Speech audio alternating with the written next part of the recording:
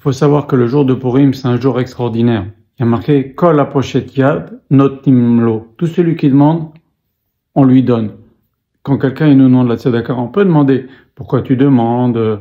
On cherche peut-être pour voir s'il triche pas, si c'est vraiment quelqu'un qui a besoin. À Purim, on fait pas ça, on donne. Et on cherche pas. Ça, c'est la règle à Purim. Et bien, à Akadosh Baruch Hu, c'est pareil. Tout celui qui demande, Akadosh Baruch Hu, il lui donne. C'est pour ça que c'est un jour où le Satan, il fait beaucoup de choses pour qu'on soit occupé. Toute la journée elle file et on n'a pas tellement le temps de prier. Celui qui est Chacham, d'abord, il étudie à Purim. Faut pas oublier, on n'est pas patour de l'Imoud Torah le jour de Purim. Le Khatam Sofer, il a écrit des choses pendant le jour de Purim. Rabbi Matzliach Mazouz, Hashem Yikom Damo, aussi, il a écrit des choses le jour de Purim. Donc, faut pas arrêter d'étudier. Le Baal Shem Tov est né parce que son père était la seule personne au monde qui étudiait à un certain moment du jour de Purim. Il avait 100 ans, son père. Et le jour de Purim, à un moment donné, personne au monde n'étudiait. Le seul qui étudiait, c'était le père de Baal Shem Tov. Hashem, il lui a donné un enfant comme le Baal Shem Tov. Donc, il faut étudier. Et celui qui est Chacham, il prie à Akadosh Baruch Hu. Parce que tout celui qui demande, Akadosh Baruch Hu, il lui donne. C'est un jour où, exceptionnel, on a dit que Kippour, ça ressemble à Purim. Le summum, c'est Purim. Ça vous donne une idée.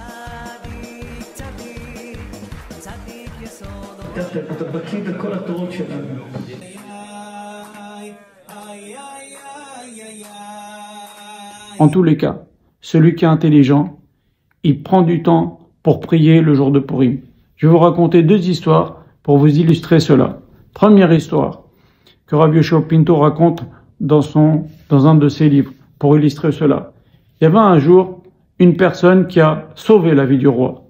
Et le roi, il était tellement content, il lui dit « Je te donne la permission d'entrer un jour entier dans ma salle des trésors. Sers-toi, prends ce que tu veux. » Le ministre des Finances, il a dit « Mais qu'est-ce qui lui prend au roi de dire une chose pareille?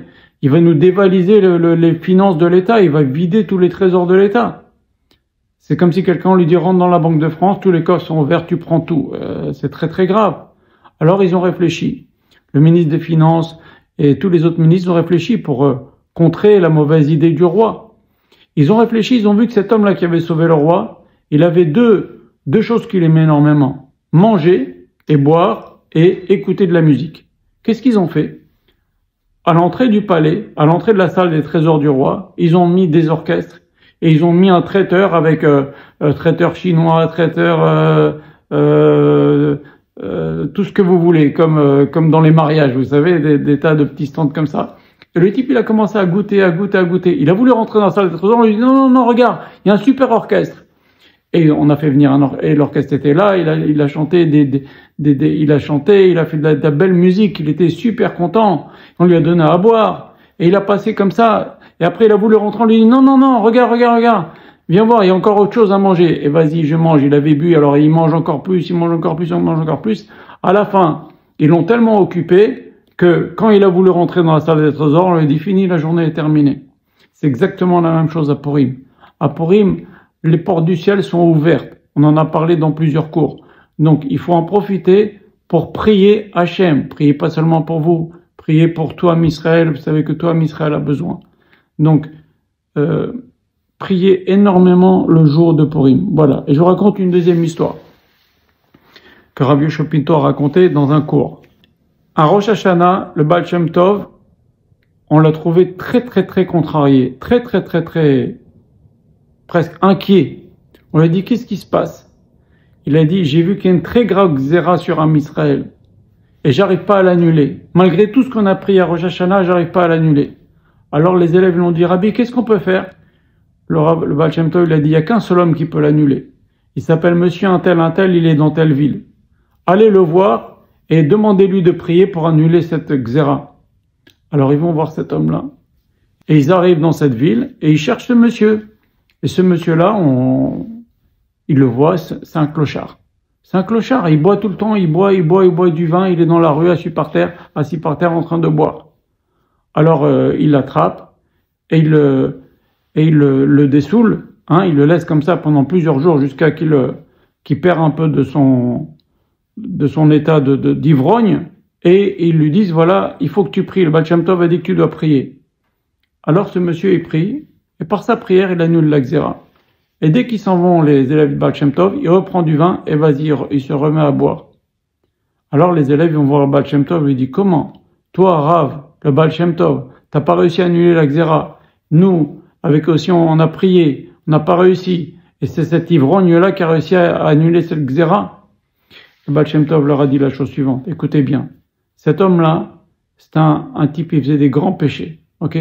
Et il a fait pendant des années des économies. Il voulait aller dans un endroit, faire des bêtises, etc., des gros péchés. Et sur le chemin, une fois qu'il avait fait ses économies, il a pris son argent pour aller dans cet endroit pendant des mois pour faire des péchés. Il entend une femme qui pleure.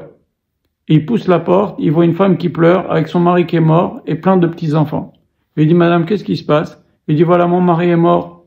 On n'a pas de parnassa. Comment je vais faire? Comment je vais nourrir mes enfants? Comment je vais faire la bar mitzvah de mes enfants? Comment je vais faire les fêtes, les shabbatot avec mes enfants? Comment je vais marier mes enfants? Alors ce monsieur, il n'en pouvait plus, il a beaucoup de peine. Il a donné tout son argent à cette femme. Et après, il est parti. Ce monsieur-là, il a donné tout son argent à cette femme.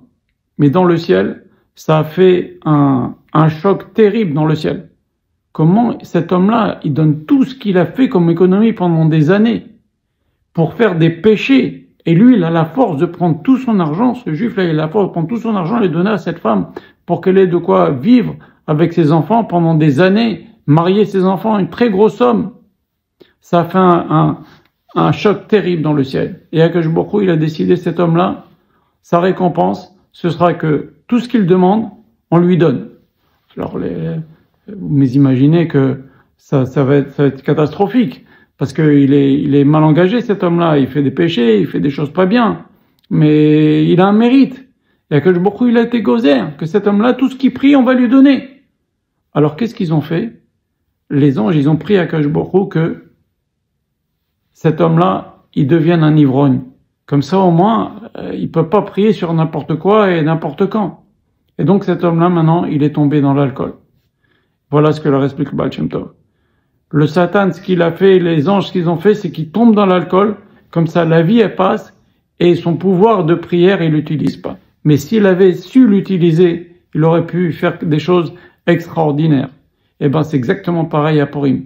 On a une journée, Kedosha, une journée où les portes du ciel sont ouvertes. Celui qui est Chacham, il s'isole et il prie à Akadosh Baruch Hu, il fait des Teilim, il demande à Akadosh Baruch Hu tout ce qu'il a besoin, tout ce que ses proches ont besoin, tout ce que Am Israël a besoin. C'est un jour inimaginable dans le ciel. On en a parlé dans différents cours, notamment dans ce cours-là. Les portes du ciel sont ouvertes, en particulier quand on lit la Megillah aussi. Alors bien sûr, quand on lit la Megillah, on doit écouter, mais il faut savoir qu'il se passe des choses extraordinaires dans le ciel tout le jour de Purim. Donc il faut profiter de ce jour-là, pas le laisser filer, on s'isole, pas faire comme cet ivrogne ou comme cet homme-là qui n'a pas réussi à rentrer dans le trésor, dans la salle des trésors du roi. Il faut en profiter pour prier le jour de Purim énormément. Shem Yimachem. Purim Sameach.